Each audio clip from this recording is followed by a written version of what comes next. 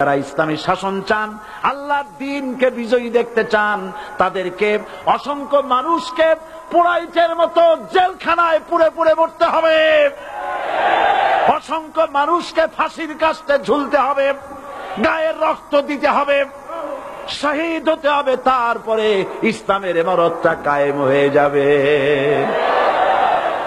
শায়ের কবি কি সুন্দর করে বলছেন, কবি সুন্দর করে বলছেন, ये शहादत गहे उल्फत में कदम रखना, ये शहादत गहे उल्फत में कदम रखना, लोग समझते हैं आसा है मुसलमान होना।